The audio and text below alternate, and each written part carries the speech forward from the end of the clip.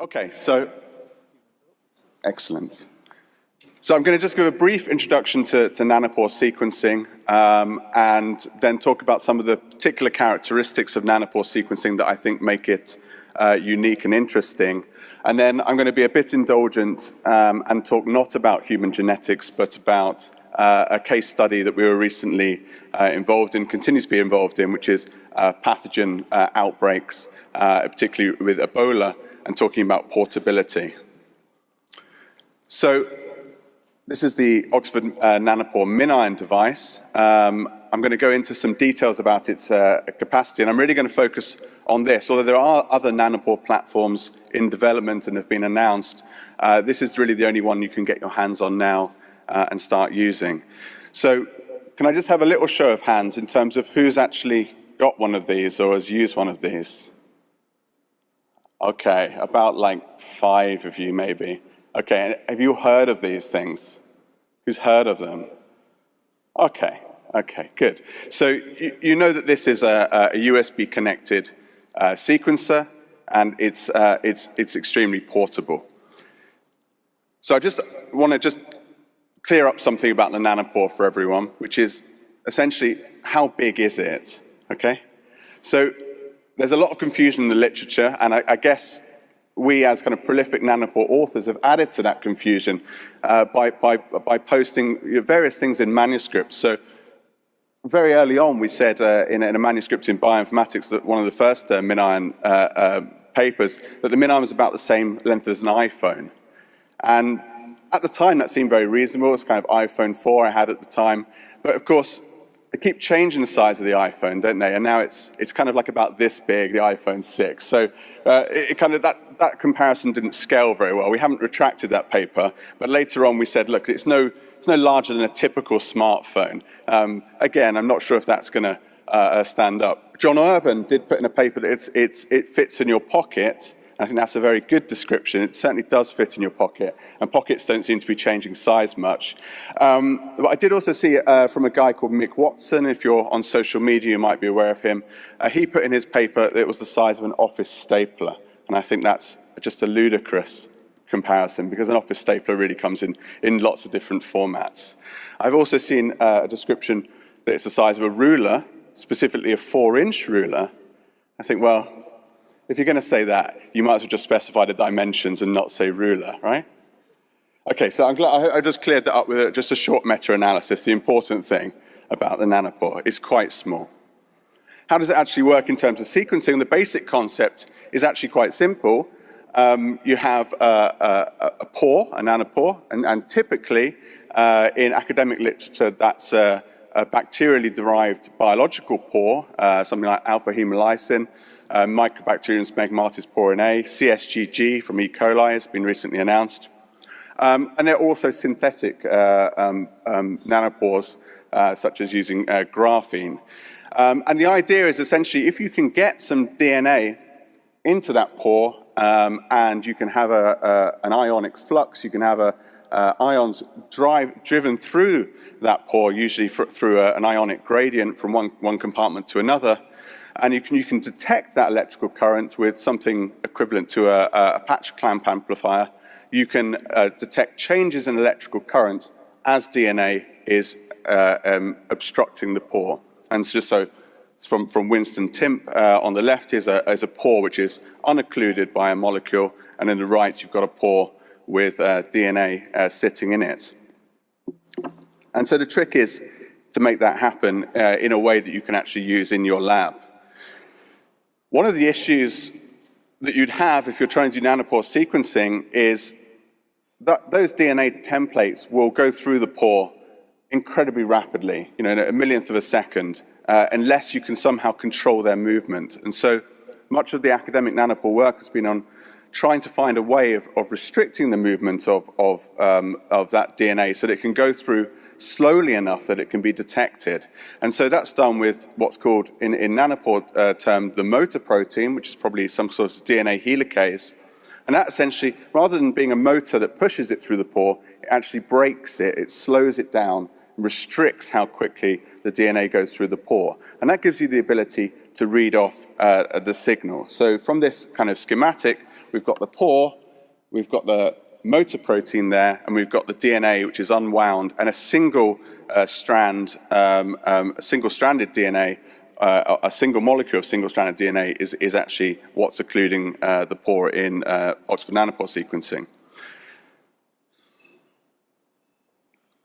The other trick is you can do this, they've been able to do this in the lab for 10 or 15 years, but you need to be able to do more than one read at a time. You want to be able to scale this up and turn it into a parallel process. So the Oxford Nanopore platform has 2,000 pores, up to 2,000 pores on its sequencing surface, and that's achieved by a customized flow cell surface, which is a bit like a bubble wand.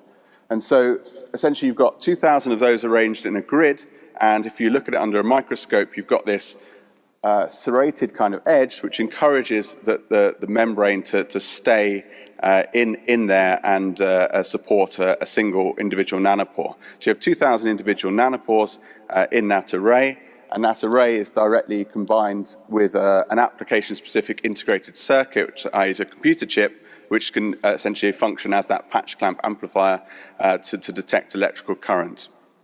So what you end up with is signal that looks a bit like this. On the y-axis, you've got electrical current, which is measured in picoamps, and on the x-axis, you've got time. And in real time, the software translates those kind of quite fuzzy, noisy signals into a linearized signal. And these are called events, or also called squiggles. We refer to them as squiggles. To turn squiggles into bases that you can actually use for your analysis, they need to be sent to a base caller, and conventionally that's online. And the company-provided base caller is called Metricore. So it's to be uploaded to Metricore before you can align it to a reference genome. When this technology was introduced, one of the kind of exciting ideas that was presented at AGBT in 2012 was that you'd be able to just take a clinical sample and just dump it straight into a nanopore and start sequencing.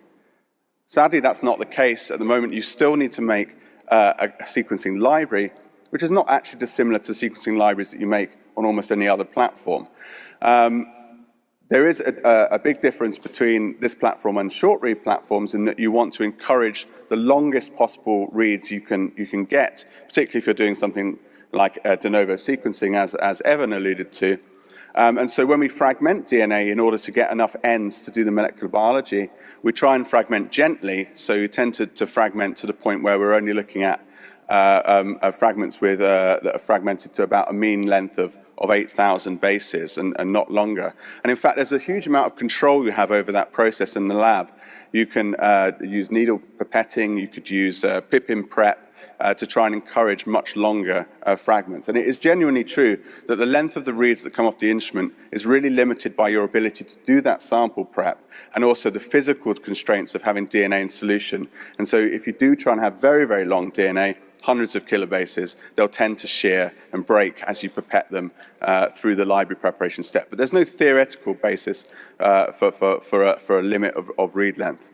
After you've fragmented gently, you then just do a typical type of library prep in that you're doing end repair and DA tailing, and you're putting adapters on. But these adapters are very special because one of the adapters contains that motor protein that's essential for slowing the DNA through the pore. And you also ligate a hairpin, which means that you can read the template and the complement strand of each individual single molecule. And by combining the template and the complement strand, you get a higher accuracy read by combining the signal from both strands. There's also a cholesterol tether, which allows the DNA molecule to be attracted to the membrane surface to encourage it to find a pore to start sequencing. Recently, there's been a new library prep kit. That takes about 2 hours. So there's been a new library prep kit which doesn't give you that hairpin, it doesn't give you 2D reads, but it gives you just the 1D reads. But the advantage here is that the library preparation time takes between 5 and 10 minutes, and you can do that with very, very little lab equipment. In fact, we've done that in a hotel room at AGBT last year, and you can do that with essentially just pipettes. So, one of the issues, I guess, if you're a human geneticist, and I guess most of you guys are, is that you would like to, I guess, get whole human genomes. Currently, the MinION yields are not sufficient to get whole human genomes at high coverage in a single run. And this is from a recent analysis paper where they showed kind of run level performance over about 20 different runs. And you can see that the top is the number of reads that you're getting, and the middle is the yield. And so the yields of the flow cells are quite variable, anything from about 100 megabases and to the very best performing flow cell there, 2,000 megabases. So even with the very best type of run, you're still looking at less than 1x coverage of a human genome. Accuracy is a movable feast. We've gone through various different changes in the library preparation kits and the flow cells with Nanopore, and it just keeps changing. It's kind of breakneck pace and very difficult to keep up with what's going on. But we've had 4 different pore types, R6, R7, R7.3, and now R9. And each time we've had a new pore, the accuracy has improved. So thinking about 2D accuracy, it's gone from about 65% accuracy to 75%, to 80 to 85%. And as of the last couple of weeks, we're playing with the very latest pore. So this is data that we generated last week, which is R9, which is the first time that the company has said what kind of pore they're dealing with, specifically the CSGG pore from E. coli. And actually, we're starting to see quite impressive per read accuracy, going up to about 92, 93%. And we're told by the inimitable Clive Brown that we must be doing something wrong, and actually it should be more like 95%. So clearly, they think that there is headroom in the system to go there. And in fact, we are seeing reads that are coming out, individual reads that are coming out at 98, 99% accuracy. Only a very few of them, but we are certainly seeing, that's the first time we've seen those kind of levels of per base accuracy. And it should be clear from the description of nanopore sequencing that there's no effect on the read length on error quality, so quite different from short read technologies where you're reading a clonal population of molecules and where you're suffering from issues of the clones going out of phase due to incomplete incorporation of molecules. You don't get that with nanopore sequencing. You're reading the natural strand, and so the signal is very uniform. So you get the same lowish quality all through the read. There's a big problem with using this data for actually doing biology, which is essentially what we want to do.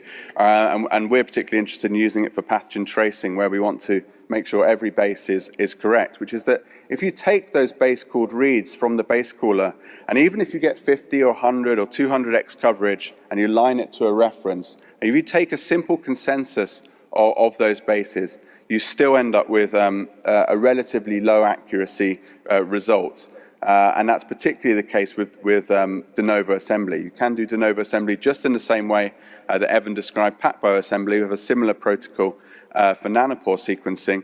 But the end result, the consensus, it comes out at around 98.5%. So still a high consensus error rate. So this is work really mainly done by Jared Simpson in Ontario that we've been collaborating with him on trying to improve this. And so he's come up with methods for trying to improve this consensus by reference back to that squiggle data, the event data that comes off. So I won't go through the maths, but essentially, he's essentially describing the consensus problem as saying, what sequences maximize the probability of the raw event signal that we're seeing. And so it's a very simple algorithm. You take what you believe to be your consensus sequence from the naive type of consensus where you just take all the base calls and you average them out. And then you make mutations iteratively. So you introduce SNPs, you introduce insertions and deletions, and then you apply your function to say what are the probability of this sequence given the events that we have. And then you essentially choose the highest probability sequence. So you just keep doing that until you can't get any improvements. And Nanopore give you a pore model. They give you a description of how they think the DNA behaves in the pore. And so the way that's described is as a Gaussian. They essentially say for the 1,024 possible combinations of 5-mers, what is the mean and what is the standard deviation of that K-mer in the pore, which is built up using lots and lots of training data. So you have that information to guide you into making a consensus. So we need to make a model that really allows us to understand what's going on in the system. And so this is a kind of naive model of the data. So you have this sequence going through the pore, GCTA, CGATT, and we try and imagine what the current signal, adding in some noise, because we know there's noise in the system, adding in the noise, we imagine what that would look like in an idealized way. So that's the first event. And then as it goes through, one base at a time, we get another event, and another event, and another event, and another event. And you'll notice that the lengths of these events seem to be non-uniform, and you'll notice that the amount of noise associated with events tends to be different. So this is what the instrument's doing in real time. It's taking that noisy signal and it's giving you this set of linear events, so a mean and a current, standard deviation and a duration, and that's what you have to work with when you're doing consensus calling. So a very naive model would just assume that there are no missing or extra events in the system, and there's a direct mapping between the sequence and events. But of course, you can see that that's very unlikely to be the case. There's a lot of noise in the system. So for example, in this signal trace, which is a real signal trace, when you see that outlying peak there, is that an event or is that just a bit of noise? And those are the kind of decisions that you have to make. Likewise with this here, is that a single event or is that two events with a slightly different mean and representing two different bases? And you can see that by eye, that's a little bit hard to pick out. So the model that Jared came up with actually has to consider various different issues: over segmentation, under segmentation, and missed events. And so so over segmentation, essentially, you're breaking up signal into multiple events when you should have one, and under segmentation, you're joining together events where there's actually only one. And so the model that he's devised accounts for all of those possibilities. And then it's just a question of training that on some test data where you know the sequence to set up all the probabilities. And what we find is that the probability of not observing an event is actually directly a function of the difference between expected current. So that's kind of intuitive. So in this situation, you can see clearly there are two events. There's a big difference in current. It goes from about 50 to 55 picoamps, and so it's very easy to distinguish those two events. In that other situation, you can see that is two events, but the difference in the means is actually quite small. And so that's shown as in terms of what the model spits out in terms of the probability of a transition related to the absolute difference in current. And what this means basically is that you can polish up an assembly or you can call variance, and you can do a lot better than you would do with a naive approach by referring back to the event data. So this is on an E. coli assembly. What you get is before, if you look at the 5-mer counts in the reference genome and you look at the 5-mer counts in our de novo assembly, you can see that most of the time there's a very good relationship, but for certain k-mers, it really has a problem. And after polishing, many of those k-mers get corrected, but you also end up with these outlying k-mers. And so those k-mers that are still problematic are essentially homopolymeric tracks. And homopolymeric tracks remain a big issue. So any homopolymeric tract of 6 or more, because we now use a 6-mer model, is still problematic for the system. Okay, so I introduced that because I wanted to mention methylation detection, which is not work that I've done, but I figured that would be something of interest to this audience. And we noticed very early on that if we compare E. coli that's synthetic, i.e. it's been subject to PCR amplification, versus a natural E. coli, we see a difference in the mean accuracy. And we assumed that was because there was something in the natural DNA, methylation or base damage, that would be affecting the signal, because all of the nanopore models are trained on synthetic data. So you get an improvement in base call, but it implies that there's some kind of missing or unmodeled signal in natural DNA. And academic groups have shown previously that nanopores, generally speaking, can discriminate between cytosine and 5-methylcytosine. And so the data sets that we generated in order to kind of test this, we helped Jared generate a PCR amplified E. coli, which would remove the damage and MACE modifications, and Winston Timp's group enzymatically methylated genomic DNA to force methylcytosine at recognition sites. And then for testing data, take human genome sequence, which is both enzymatically methylated as a positive control, PCR amplified to remove all methylation as a negative control, and then natural gDNA, which should be methylated to a greater or lesser extent. And so you then take that model and expand it to include methylation. So instead of just having A, T, G, and C, you also add M, and we try and align sequences, and we try and look at the difference in signal between when we know we've forced on methylation and when there's no methylation. And you can see for this particular KEMA, a large difference in the means between the methylated and unmethylated data sets. And so Jared said that you guys would go wild for this plot. I don't know if that's true. It's not my kind of thing. But essentially what you can see is it does work when we have a completely methylated human DNA using a DNA methyltransferase. It reliably detects these motifs. When we have the PCR material, we don't see them at all. And then we have the natural DNA, we see a very good correlation with Illumina bisulphite sequencing. So early suggestion that methylation on nanopore detection is possible. And this is just correlation with bisulphite sequencing. Okay, so that's the sort of technical bit over, and I want to talk about a case study which I hope will be interesting.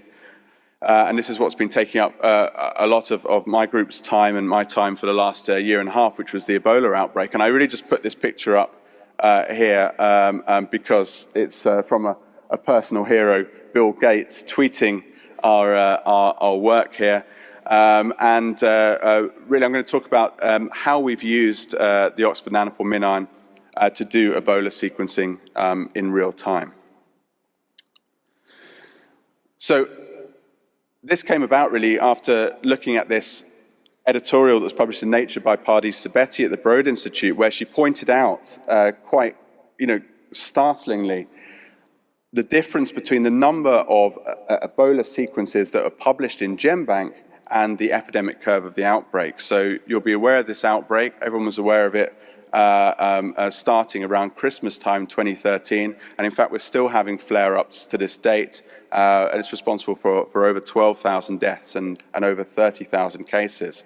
And if we look at the epidemic curve in 2014 when it was at its peak, we can see here that we've got around 7,000 cases in October, and Pardis pointed out in her editorial that in fact we've got very few genome sequences from this outbreak.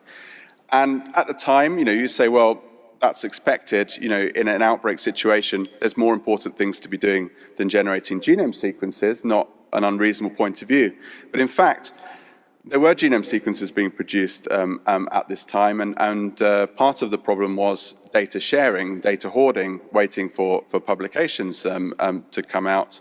And of course, there are significant logistical problems with trying to generate Ebola genome sequences. For example, it's very hard to get a logistics carrier to take a big package of Ebola-infected blood and send it to your laboratory, and not unreasonably. So DHL, FedEx wanted quite a lot of money to do that. And of course, there are significant ethical and issues and logistical issues with collecting those samples and shipping them out to other labs. And so clearly, our idea was that it would make more sense to move the sequencer to the sample, move it into the heart of the epidemic rather than trying to get samples out.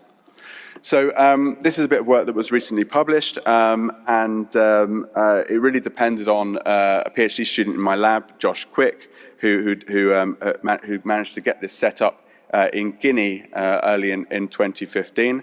And there was a bit of discussion about whether it would be better if Josh went to Guinea and I stayed home, or he stayed home, I went to Guinea.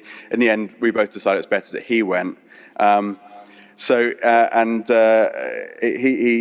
went to Guinea, but before he could go, he had to figure out exactly what you'd need to do to make the MinION into a portable device that would be effective at sequencing Ebola. So we'd already done some practice on some Ebola material that we'd got in collaboration with our local defense organization, DSTL, in Porton Down.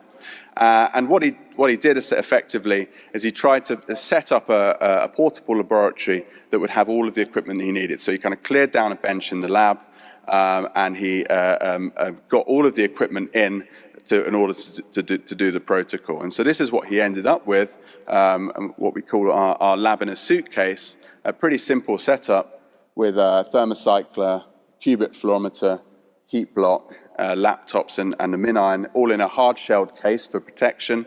And then our cold chain reagents, frozen and fresh with the MinION flow cells and material and things that we needed to do amplification. So that's the lab in a suitcase all set up and ready to go to Guinea. And so the hard case, all the stuff, pipettes, pipette tips, the reagents in there. The rucksack above is just full of his pants and socks, so kind of extraneous in my view. And in fact, although everyone that was going to Guinea to help with Ebola, the only reason anyone was going Air France to go to Guinea at that time was to help with the Ebola response. Despite that, Air France still charges us an excess baggage fee to take this, so don't fly Air France. Okay, so this unpacked is this material in Donker Hospital in Conakry, and so this is effectively one of the first sequencing centers that I've set up. We've set up about 7 of these now. You can see there's not a great deal to it unpacked.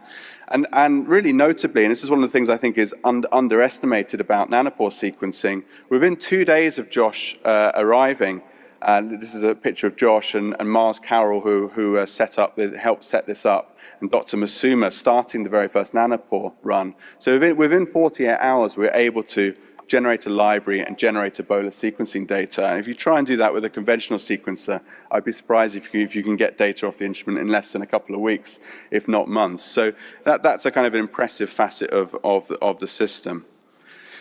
How it actually works, I guess this is of relevance to anyone planning an experiment on nanopore at the moment, because essentially the sweet spot for it, I guess, in human genetics is to look at amplicons or panels or small numbers of genes, because I say the output is not quite there for whole human genome sequencing. So if you're interested in doing cDNA of human transcripts, you'd follow a very similar process to the one that we did. And we essentially had to choose between whether we would go for a targeted approach, where we would look at specifically for pathogen cDNA by synthesizing, doing RT-PCR with gene-specific primers, or whether we would do a metagenomics approach, where we essentially do random hexamer cDNA synthesis and sequence everything. In the event, we decided that the safest and the most likely to work would be to use gene-specific primers, so we essentially devised a tiling amplicon scheme in order to give us coverage of the 20 kb Ebola genome. And what we found, and to our surprise, was that when we tried to validate this initially, we were using very old RNA that was stored, and it was difficult to get products more than about 500 bases because this RNA had been sitting around in the freezer for 20 or 30 years. What we found is when we were dealing with fresh material, actually it was relatively trivial to be able to generate 2 kb amplicons, which means that we could tile across the genome in 10 or 11 reactions and get good coverage of the genome. We did actually find it was possible to go longer, but we were dealing with samples with quite a varying amount of Ebola. And of course, the less Ebola there is, the more fragmentation, the less starting material there is, the less likely you are to generate long products. So 2 kb products seem like a sweet spot. So this is what kind of nanopore data looked like at the time. And you can see, I think people were put off by the error rate in terms of its usability, but you can see quite clearly that you've got mostly reference bases there in dark green. You have mutations as well. Most of that is noise, but the column of A's in the middle is a variant. So it is reasonably easy to distinguish variants from noise in the system if you're just trying to pull out a consensus genotype, which is what we want to do. And what we have found is that actually this is a real-time system. You don't have to just keep running it. The runtime is up to 48 hours, but you just can run it for as long as you need to generate the information you want. And in fact, different to most genome sequencing projects, we're trying to generate as little information or the smallest set of information that we need to get the job done, because we have to upload all this information. So what we're finding is with 5,000 or 10,000 2KB reads, we're getting effective 200 to 400x coverage of the genome. And if we just take the two-direction reads that pass the quality filter, the mismatch rate is pretty good, around between 8 and 12%. And so what that means is, in order to generate these few hundred X coverage of the genome, we actually only need to run the instrument for a short amount of time. The fastest about 15 minutes, but most of the time less than an hour generates the viral coverage that we need in order to do consensus genotyping. And this really just shows there's quite a lot of variability in the system. Sometimes you get a flow cell that's very fast, sometimes you get a flow cell that's much slower. So essentially, if you can monitor the run in real time, you know exactly when you're ready to stop. And as I say, the internet connectivity was the biggest problem, other than electrical power supply for the thermocycler, not for the MinION because it runs off the laptop battery, but the the thermocycler, if it runs out of power overnight, then obviously you have to start again. And so we had to experiment with lots of different wireless hotspots, satellite phones, and hotel Wi-Fi in order to get this data uploaded. It was the big bottleneck for this project. Again, with Jared Simpson, we adapted the consensus algorithm that I described earlier. We adapted that to become a SNP calling pipeline that would give us a log likelihood score of SNPs being present or absent. And combined with the Sixma model, we found that gave exceptionally good genotyping accuracy for SNPs. So when we compare with Illumina data from the same samples, we get absolutely identical genotypes between the Illumina data and the MinION data, but only for SNPs. We don't consider indels. The big error mode that's remaining in consensus is homopolymeric tract issues resulting in indels, and we still can't fix those completely. So here's, this is sequencing lab 4. I've set up four genome sequencing centers last year, and I've got a few more coming this year. This is the one in Nongo. I mean, I think the Broad probably pretty scared right now. It looks good, right? So this is the WHO's sponsored genome sequencing lab in order to generate genome sequencing information for the epidemic, which continues to this day. And so we've just got some arty shots of the setup here. This is Joseph, who's one of the local Guinean scientists who we trained up to use the Nanopore, and various volunteers went from the UK to provide this sequencing facility to the WHO. And you can see this is from Koya. This is genuinely sequencing in the field, okay? So the big opportunity here, and I think you have to use your imagination if you're only interested in human stuff. You wish I'd stopped talking about pathogens. You have to think you can do this on human stuff as well. And so the opportunity for the real-time sequencing is that you are taking a single flow cell for a single sample, and you're using it until you get the answer. And so imagine that applied to a human sample. In Ebola, this meant that we were able to produce genome sequences faster than in any other outbreak in terms of how quickly we could go from a blood sample from a patient to a complete genome that we can report back. And I guess that's relevant for human genetics as well in the clinic. And so what we have found is that the very fastest we achieved was a turnaround time of 18 hours from the patient being bled to reporting back a genome sequence. In many cases, we can do that within 48 hours, and in about half of cases, we can do that within a week. And that's slowed down not by how quickly the lab works, but how quickly you can get the samples across Guinea, which is a big country with quite poor transport infrastructure. And so we're able to provide real-time reporting to epidemiologists in this outbreak for the first time. Of course, I'm sure this is a theme in your community as well as ours. There's no point generating this information without real-time data sharing. You can't interpret these genome sequences without context. And so one of the nicest things, one of the best things that came out of this project from my point of view as a bioinformatician was this website by Trevor Bedford and Richard Nair ebola.nextstrain.org, where we could provide our genome sequences as we generated them.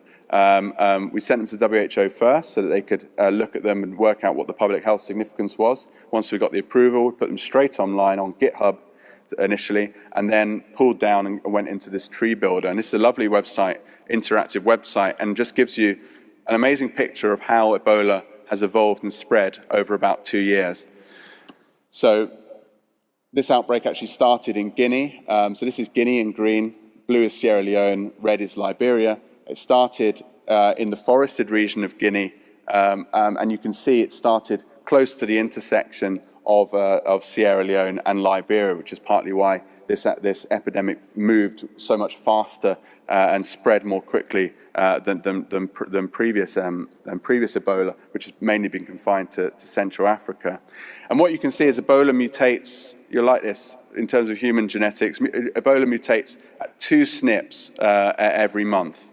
Okay, so what that means is over 2 years, this is the amount of diversity that's generated in our cases, and you can see very clearly there's a very strong geographical signal associated with these genome sequences. The Liberian clade very much in the center there. Various different lineages associated with Sierra Leone and Guinea, and our results very quickly showed that we were dealing with 2 major lineages in Guinea, here and here. And the important thing about that is it allows you to very rapidly give epidemiological information that is unrefutable. So if you have a case that comes out in this lineage SL3 and the epidemiologists hypothesize that they caught that case from a case that actually had this lineage, you can actually say with certainty that that's not the case, that those cases are unlinked. It gets a bit trickier when the cases are very close together. You can't necessarily use the genome data to say A gave it to B, it gave it to C, but you can very quickly either refute a hypothesis and rule out other ideas. So for example, over the last 6 months, the epidemic was very nearly declared over several times, and we've had various flare-ups, and most recently in March. And when you get a flare-up, there's always a question about whether those cases are new cases, could they be a new spillover, a new introduction from an animal population? Could they in fact be a chain of transmission that's been ongoing that the epidemiologists didn't know about, or is there a link to a previous case? And in all the cases of the flare-ups recently, we've been able to actually pinpoint with just the genomic data, the individual survivor. They're always linked to survivors that have been carrying Ebola for up to a year and a half, and we'll be able to pinpoint these new cases to older cases using this tree. So that was a really exciting project that I think is a model for pathogen surveillance going forward. And to make this happen, make this easier, we need to reduce the footprint, and we need to reduce the complexity of doing it. So we're really focusing now on how we can make this process. We've got a very, very small, very portable sequencer that's battery powered. We now need to miniaturize and sort out all the rest of the lab stuff and the bioinformatics so that it can be as reactive as the sequencer. So one thing I'm quite excited about is this Bento lab, which is a portable PCR thermocycler centrifusion gel box. It's a bit like a Fisher-Price toy if you have those. About £500 Kickstarter project, various other PCR thermocyclers, portable ones becoming available. We want to really get rid of this cold chain, get rid of these frozen reagents, move to dehydrated reagents. So we're looking at isothermal amplification. Read and till is something that's interesting about Nanopore I haven't talked about, but is the ability to selectively enrich sequences by rejecting reads from the pore. And I mentioned the 1D library prep that can get the sample prep time down to 5 or 10 minutes. Recently, there's been a case study showing direct sequencing of RNA cDNA duplexes on the Nanopore, meaning that you may not need to have amplification at all if you have enough starting material. And Jared Simpson's recently built an offline base caller that obviates the need for Metricore on the cloud. So what next? We're going to do this again. It starts next week. We're off to Brazil with our Zebra project. This is called Zika in Brazil Real-Time Analysis. This is a road trip. It's a bit like Top Gear, but with more sequencing.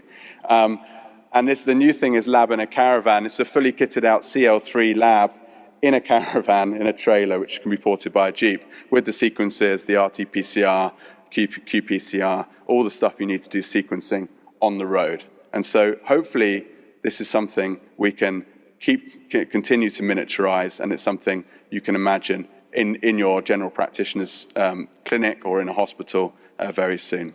So too many acknowledgements to mention by name, but particular thanks to Josh Crick and Jared Simpson. And I hope that was interesting, and thanks for your time.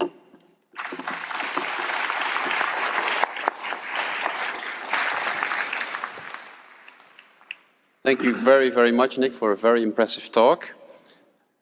Let's look again at the Twitter chair. There are no questions. No questions? No questions. But many Twitters, I'm sure. I'm sure they've asked them already. All right. Are there questions from the floor? I have a short question to start off with. So you mentioned that the homopolymer, Nick, yeah, the homopolymer problem for calling indels is a big issue. So how you see that developing in the coming years? So there's two things. There's two bits of unmodeled information. One is the dwell time. And we were told that the dwell time is the amount of time that each event is in the pore for. And essentially, the dwell time was thought to be quite uninformative in early versions of nanopore sequencing because the enzyme is so starved of energy that the processive movement is very is really dependent on how quickly an ATP arrives in the enzyme and it can move forward. With the newer version of the chemistry, it's gone from 30 bases a second to 250 bases a second. So the enzyme's much happier. And so what we're expecting is those dwell times become more informative in terms of the length of the homopolymer, and we can use that. But no one so far has developed a computational model that incorporates the dwell time. The other thing is to think about is what's actually in the motor at the time. So we need a model that actually understands what the motif is in the motor, because that's about 15 bases away from what's in the pore, and you need some kind of conditionality between what's in the motor and what's in the pore, and so that implies a slightly different model to the HMM that we've got. But I think it will happen.